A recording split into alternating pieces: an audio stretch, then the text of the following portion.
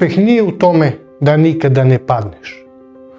Uspeh je u tome da svaki put ustaneš, malo jači, malo mudri. Koliko puta si pomislio da nisi dovoljno dobar, da drugi imaju više sreće, više poznanstva, više prilika, ali istina je drugačija. Uspeh nije trka protiv drugih, to je borba sa samim sobom. I svako od nas ima svoj trenutak kada odluči, ne odustaje.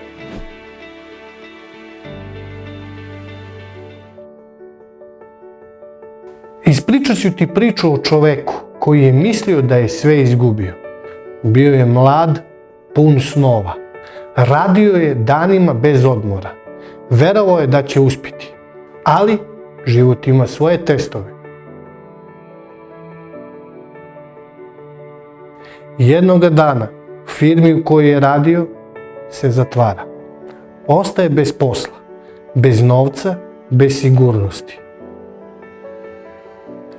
Sedao je te večeri sam, gledajući u računar koji više nije imao smisla.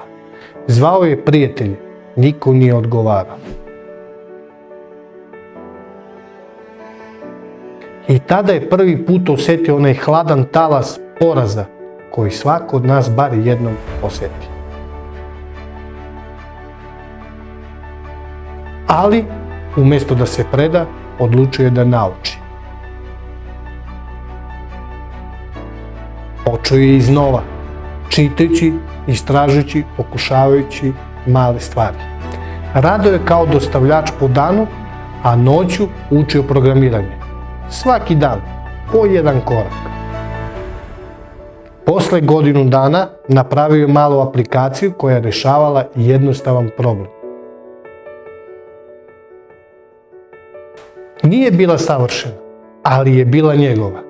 I ta mala pobjeda promenila je sve, jer odjednom vidio je da uspjeh nije rezultat, već proces. Sada ima firmu, zapošljava druge, ali nikada nije zaboravio one noći kada je imao samovolju. Kaže, nisam ja uspješan zato što sam zaradio. Ja sam uspješan jer sam preživio svoje padove.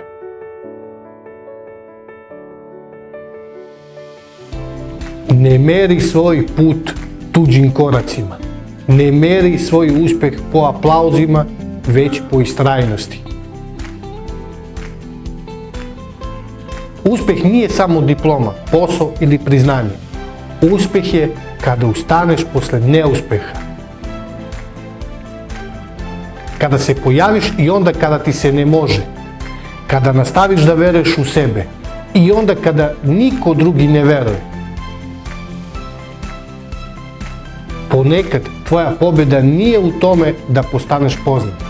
Ponekad tvoja pobjeda je da preživiš dan, da ne odustaneš, da i dalje imaš srce koje kuca za sam.